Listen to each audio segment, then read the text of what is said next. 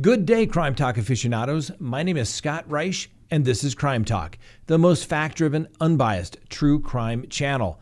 Often imitated, never duplicated. Let's get to the docket. First, the district attorney dismisses cases against Lori and Chad Daybell. Second, Harvey gets a bit of a win at his preliminary hearing in California. An ex-cardinal charged for a case back in 1974. A boyfriend arrested in a gruesome case. Mom charged in that Oklahoma case regarding the 12-year-old who got pregnant. An update on a home castration doctor wannabe. And finally, our dumb criminal contestant of the day. Let's talk about it.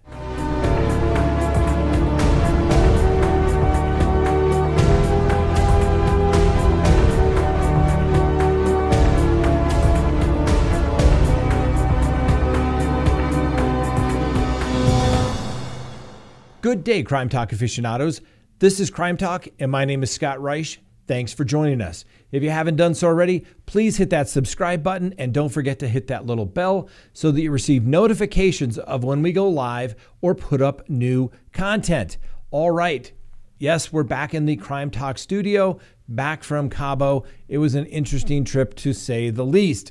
All right, but let's get straight to the docket. First, the district attorney, Rob Wood, dismisses cases against Lori Vallow and Chad Daybell. What are you talking about, Scott? Why would he dismiss cases?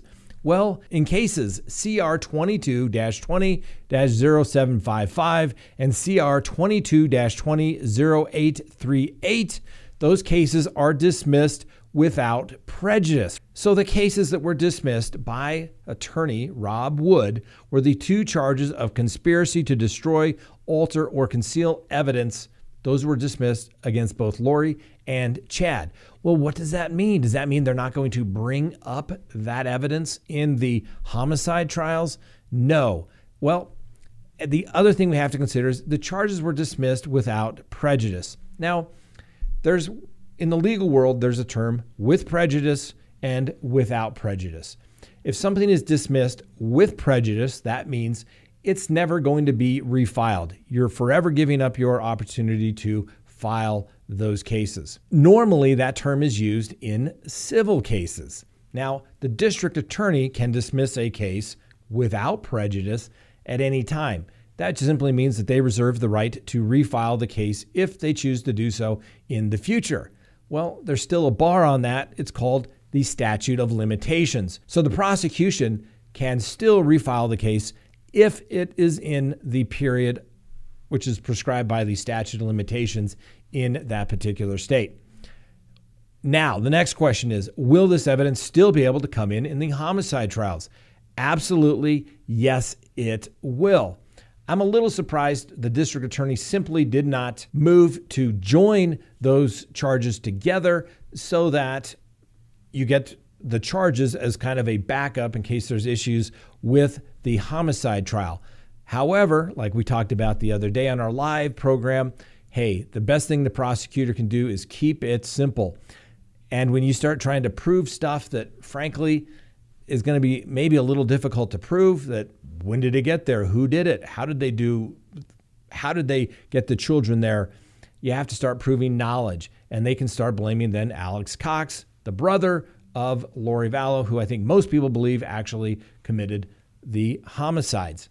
The district attorney will still be able to present the evidence as it is referred to as what they call res gestae evidence. Okay. There's a difference between 404B evidence, which is evidence of other crimes, wrongs, or misconduct, where the prosecution has to say, bring this in for this limited purpose.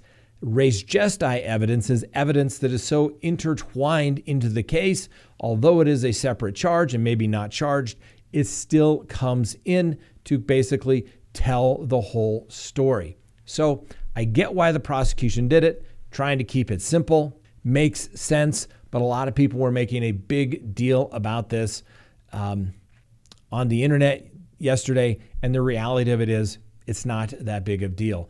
Obviously, if Lori Vallow and Chad Daybell are ultimately convicted at trial, they are looking at spending the rest of their life in prison versus a paltry 12 years on these particular charges. So we'll see how things shake out, whether it was a good tactical move or whether the prosecution made a mistake.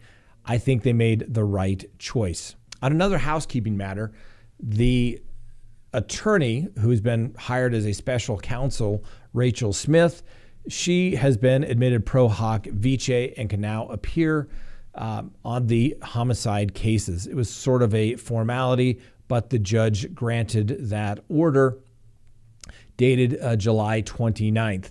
What I thought was a little interesting was there was an order sealing the state's response to an objection to the entry of counsel and for a finding of a conflict. Well, that motion that was filed, obviously by the defense in that particular case, has not been filed and made publicly available. So I'm curious as to the issue as to why they're objecting to the appearance of counsel. Is it specifically Rob Wood as counsel, or is it Rachel Smith, the special prosecutor that's being admitted pro hoc vice because she's only licensed in the state of Missouri, and now she's being allowed to practice on a limited basis to specific cases in the state of Idaho? Well, the response has been sealed. Unclear why, and the the defense motion has never been made public. So I've said this before and I'll say it again. These are public records.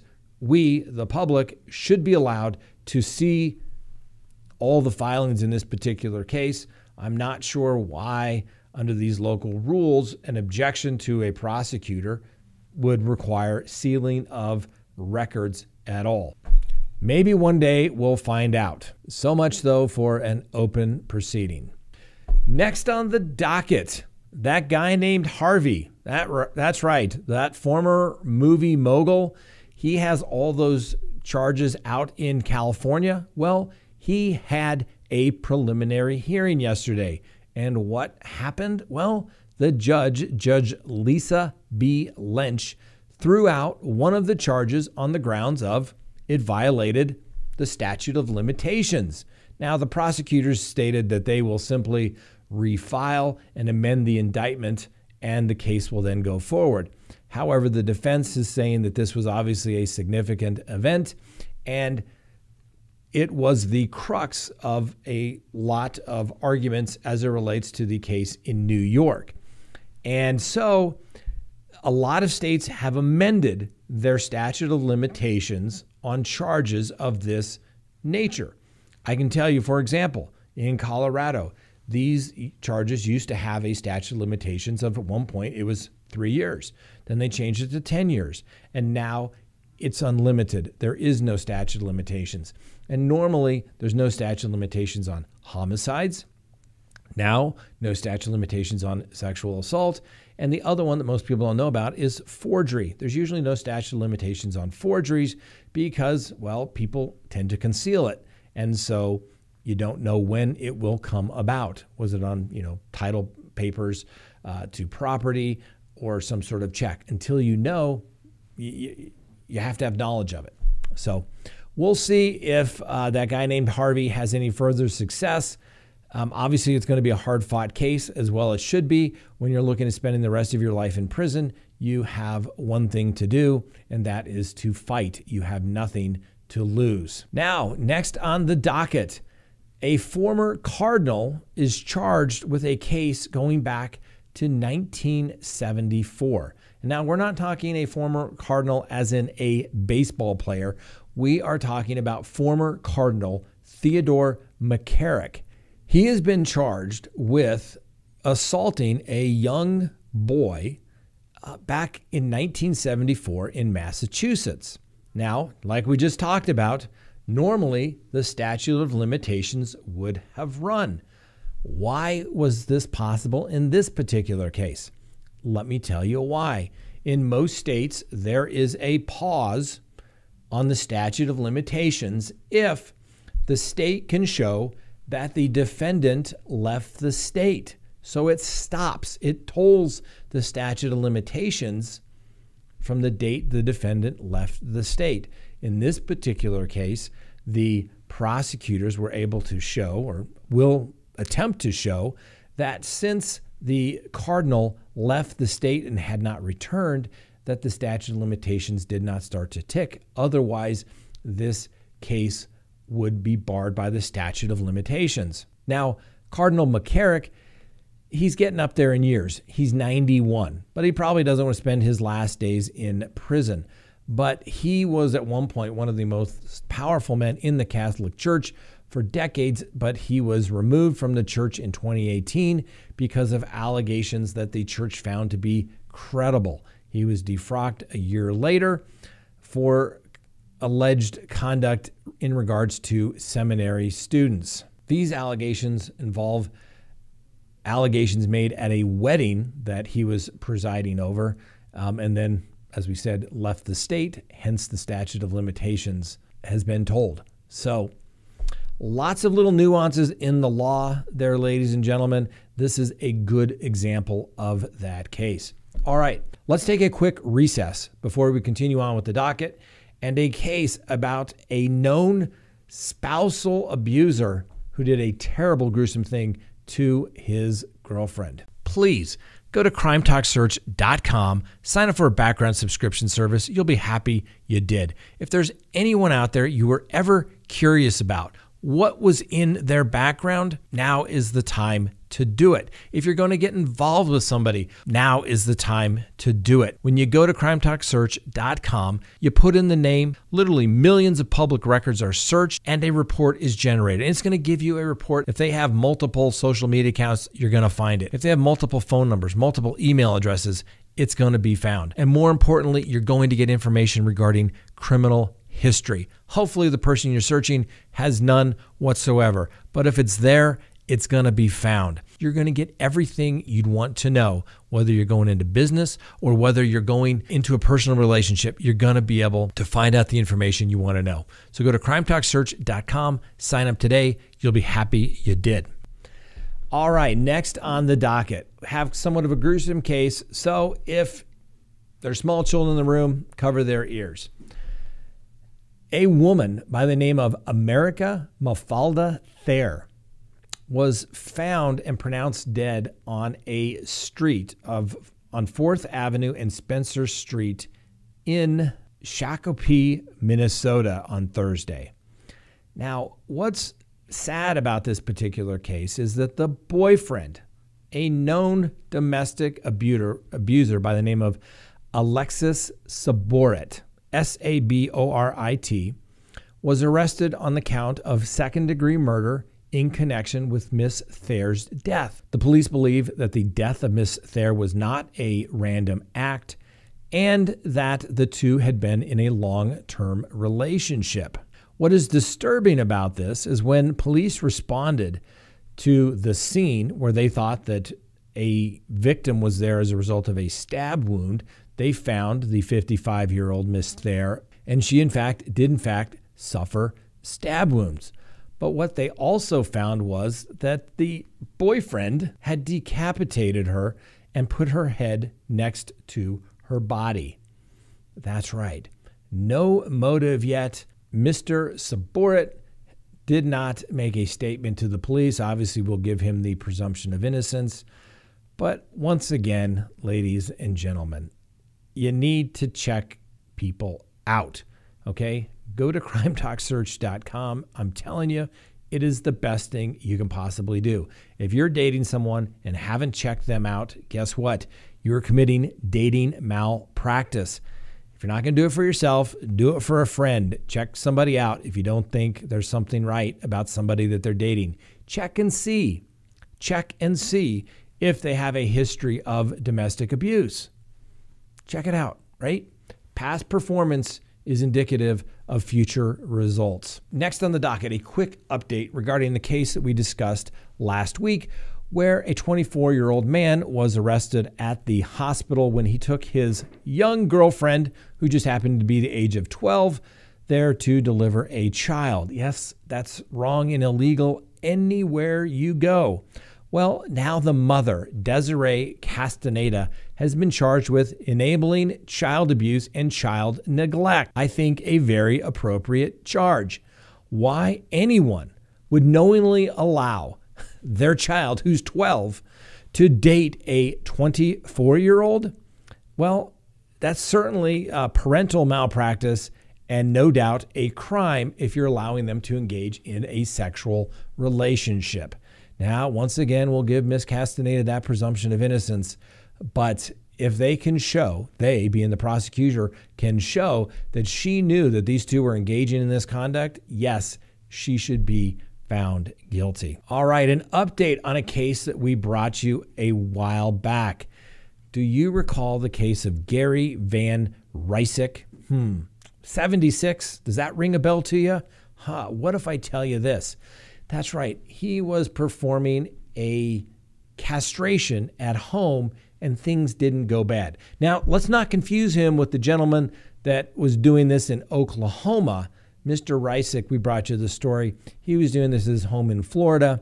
Things didn't quite work out so well. Kind of blamed the whole thing on some poor lighting. You know how it goes. Haven't we all been there when performing home surgeries on other people?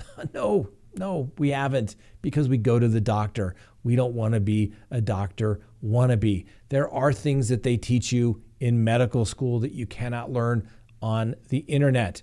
So Mr. Rysik, who was looking at 15 years in prison, well, he got a plea deal. He's only going to do 3 years in the Department of Corrections for his home surgery techniques that need a little honing before he resumes surgical procedures yet again. Let's hope as a condition of his parole that he can't have access to those tools to continue to do home surgeries. Can't make this stuff up, ladies and gentlemen. All right. Next on the docket, our dumb criminal contestant of the day.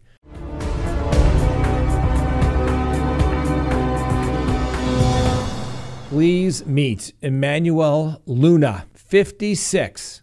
Well, he pled guilty and he ultimately got sentenced to 46 months in federal prison.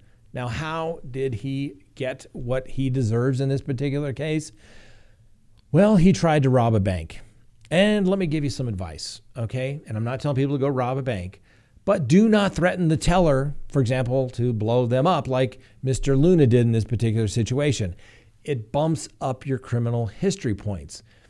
Now, Mr. Luna's note was nice enough. It basically said, press the button and basically it'll kill us all. So just give me $50,000 because nobody wants to die over $50,000. The teller began to cry. She activated the alarm, called the manager. Then Mr. Luna became scared and wheeled himself out of the bank. That's right, wheeled himself out of the bank. Of course, it's a new era. People didn't pursue him, apparently. The police, through video surveillance, saw that Mr. Luna had abandoned his wheelchair, got on a bus, and through some more surveillance, they were able to say that Mr. Luna was, in fact, the same guy. Now, what did Mr. Luna say in court? That's right. He said, wow, this was a really stupid crime. He said it was inconceivable that he thought he would actually get away with it. That, Mr. Luna, is why you are a dumb criminal contestant of the day.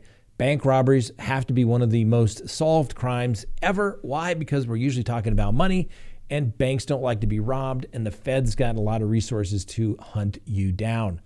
So, Mr. Luna, you are a dumb criminal contestant of the day, realizing that what you did was stupid, and yes, you were not going to get away with it. All right, let's do a quick recap of this week's dumb criminal. First, we had Tuesday. We had two dumb criminals. We had the unidentified tough guy who was trying to show everybody how he was going to holster his new firearm and accidentally shot himself. That's pretty stupid. Then we had Heaven Shank. That's right. That was the correctional officer who was having sexual relations with inmates and got caught. And, oh, that's right, pregnant as well. Then we had Glenn Hutchinson, who attacked his neighbor at a rehabilitation center with a cane over a dispute regarding what should be watched on TV. And then, of course, today, Mr. Luna, our dumb criminal contestants. Vote below. Let us know. We'll announce the winner next week. And the winner will receive, that's right, a Crime Talk mug. We'll send it to them. They don't have to steal anything. Hopefully they won't hit anyone over the head. And guess what? It's so convenient. You never have to holster it. You just hold it there by the little handle. We've got everybody covered if they're the winners. All right. Thanks for watching. Appreciate you sticking with us throughout the week. We're back. We'll have regular shows throughout the week. We'll see you next time on Crime Talk.